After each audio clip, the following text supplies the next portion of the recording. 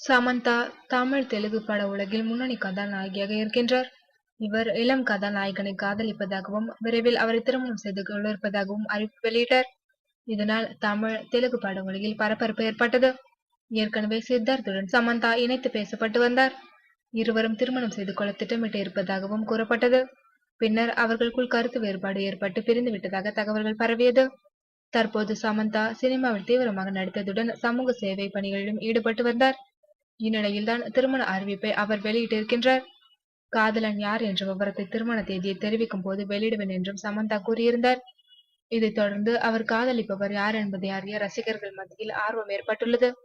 Facebook, ட்விட்டரில் பல்வேறு நடிகர்களின் பெயர்கள் யூகங்களாக பரவியது.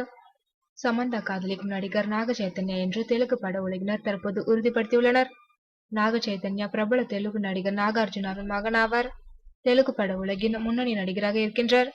தமிழில் வெற்றிகரமாக ஓடிய விண்ணை தாண்டி வருவாயா படத்தை கௌதம் மேனன் தெலுங்கில் எடுத்த போது அதில் நாக சைத்தன்யாவும் சமந்தாவும் ஜோடியாக நடித்திருந்தனர். படப்பிடிப்பில் இருவருக்கும் நெருக்கம் ஏற்பட்டுள்ளது. அடிக்கடி ரகசியமாக சந்தித்து காதலை வளர்த்து வந்தனர். திருமண தகவலை சமந்தா வெளியிட்டதும் நாக சைத்தன்யாவுக்கு ட்விட்டரில் ஏராளமானோர் வாழ்த்துக்களை தெரிவித்த வண்ணம் உள்ளனர்.